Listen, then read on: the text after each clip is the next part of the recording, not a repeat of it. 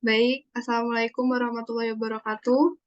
Perkenalkan, kami dari kelompok 2 izin mempresentasikan mengenai analisis produksi bersih pada UKM Tahu Pak Muhtadi, Desa Kepil, Kecamatan Gunung Pati. Bisa di next.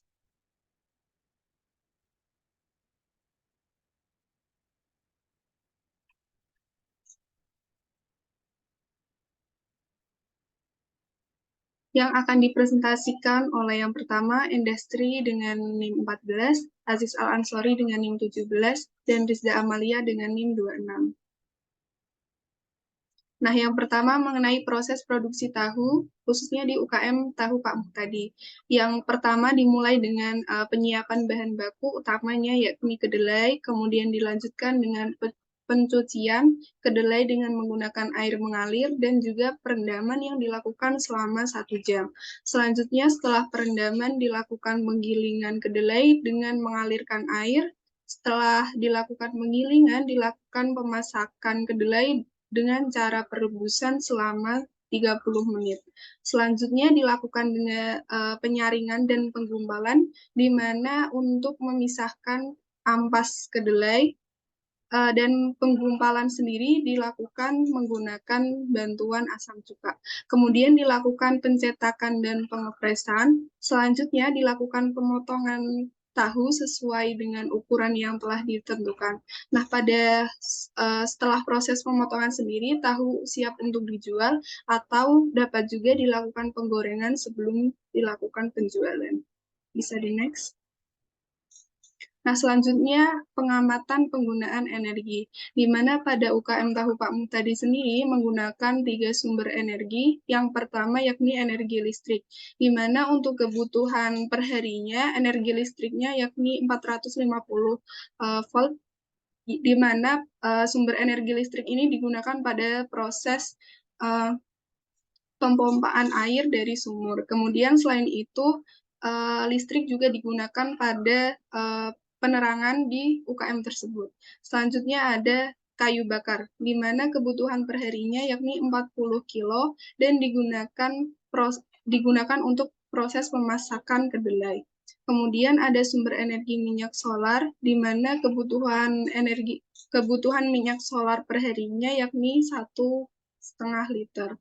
Nah, minyak solar sendiri digunakan untuk menggerakkan diesel pada saat proses penggilingan.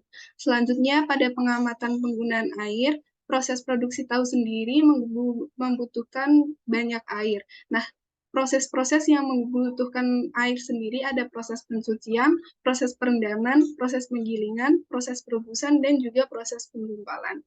Nah, produksi tahu di UKM ini sendiri menggunakan sekitar 1.000 liter air per harinya atau per produksinya. Nah, air yang digunakan sendiri merupakan air sumur. Bisa di next.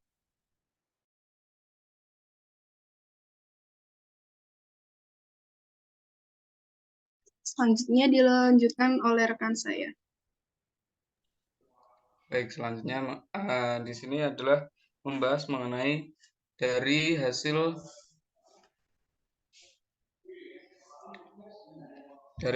pengamatan dari hasil pengamatan penggunaan bahan baku dan juga bahan penolong, di mana proses pembuatan tahu pada UKM ini memerlukan setidaknya 90 kg kedelai dan 9 liter asam cuka dalam sekali produksi atau dalam sehari. Kemudian untuk pengamatan limbah hasil produksinya di sini dibagi menjadi dua, yaitu yang pertama ada limbah cair dan juga limbah padat. Limbah cair yang dihasilkan ini dibuang langsung ke kolam buatan untuk selanjutnya dialirkan ke parit-parit yang mengarah ke sungai tanpa dilakukannya pengolahan terlebih dahulu. Untuk yang saat observasi sebenarnya sudah ditanyakan untuk mengenai limbah cair ini, tapi dari pihak pekerja di sana ya intinya untuk meminimalisasi biaya dalam proses produksi sehingga untuk limbah cair ini kurang diperhatikan dalam penanganannya. Kemudian ada juga limbah padat, di mana limbah padat ini berupa ampas tahu pada UKM Pak Muhtadi ini dimanfaatkan sebagai campuran bahan pakan ternak sapi yang sebelumnya telah dipesan oleh peternakan sapi di daerah pedurungan. Untuk salah satu solusi penanganan limbah cair di sini, salah satunya yaitu yang pertama ada penghematan air yang dilakukan dengan memperbaiki kerja dan memperbaiki fasilitas produksi yang ada, sehingga kemungkinan limbah cair yang dihasilkan pun akan berkurang. Kemudian ada penanganan limbah padat, salah satunya yaitu memanfaatkan limbah padat yang berupa ampas tahu sebagai bahan tempe gembus yang tentunya dapat bernilai ekonomis lagi. Kemudian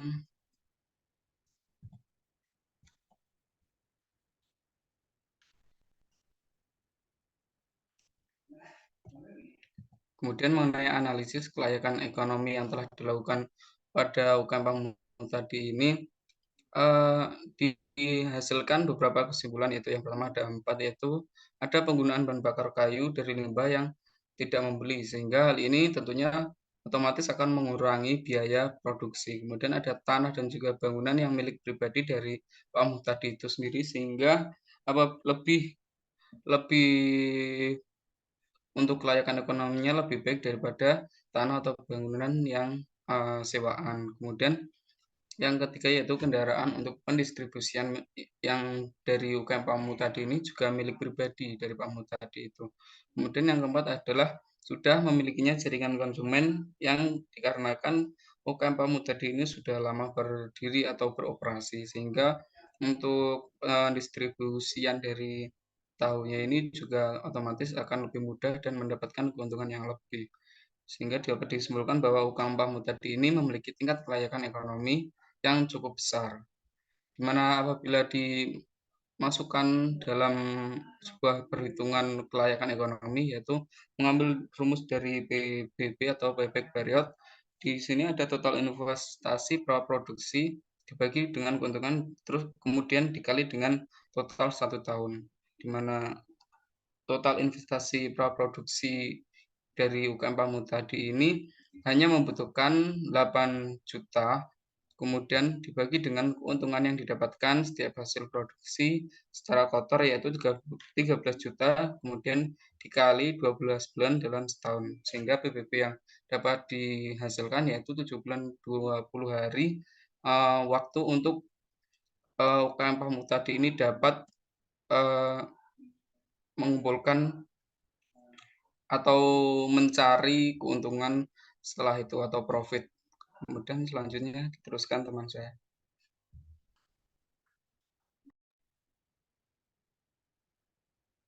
Baik, saya izin melanjutkan yang selanjutnya mengenai analisis SWOT yang menghasilkan strategi-strategi yang dapat dilaksanakan agar UKM tahu Pamu tadi ini dapat lebih berkembang.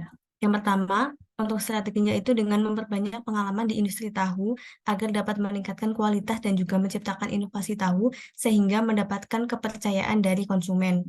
Kemudian, strategi selanjutnya dengan memanfaatkan kepercayaan konsumen itu untuk meningkatkan promosi sehingga jaringan pemasarannya itu lebih luas. Kemudian dengan meningkatkan efisiensi pemasaran dengan menjalin kemitraan dengan industri tahu yang lainnya. Dan juga yang terakhir adalah memanfaatkan limbah untuk diolah menjadi produk yang lebih bernilai sehingga dapat meningkatkan daya saingnya. Seperti contohnya tadi adalah limbah padatnya yang berupa ampas tahu itu dapat diolah menjadi tempe gembus untuk meningkatkan nilai jualnya dan juga meningkatkan daya saingnya. Selanjutnya,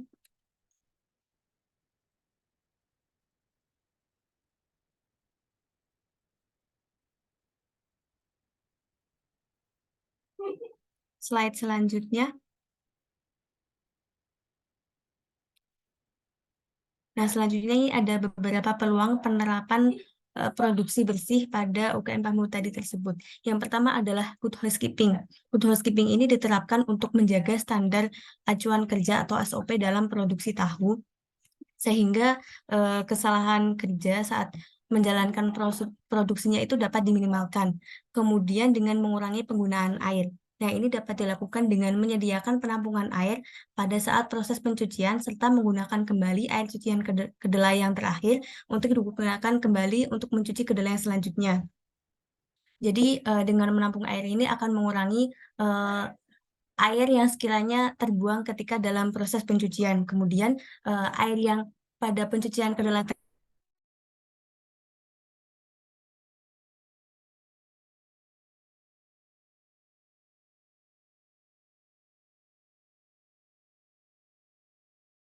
untuk UKM tahu Pak Bung tadi ini, APD yang digunakan adalah baru sepatu boot saja. Nah, untuk itu sebenarnya juga perlu penggunaan air plug juga, terutama saat penggilingan kedelai karena bisingnya dari suara mesin yang digunakan. Kemudian juga menggunakan sarung tangan agar kualitas tahu yang dihasilkan itu lebih terjamin pada saat proses pencetakan dan juga pengepresan. Kemudian modifikasi peralatan. Nah, untuk alat yang dimaksud di sini adalah mesin penggilingnya, yaitu dengan memperlebar seorang mesin penggiling kedelai sehingga dapat meminimalisir tumpahan kedelai yang ada. Kemudian dengan membuat instalasi biogas untuk mengurangi limbah cair yang dibuang ke parit tanpa pengolahan yang benar. Selanjutnya, mungkin cukup itu saja yang dapat kelompok kami sampaikan. Kurang lebihnya mohon maaf. Terima kasih. Wassalamualaikum warahmatullahi wabarakatuh.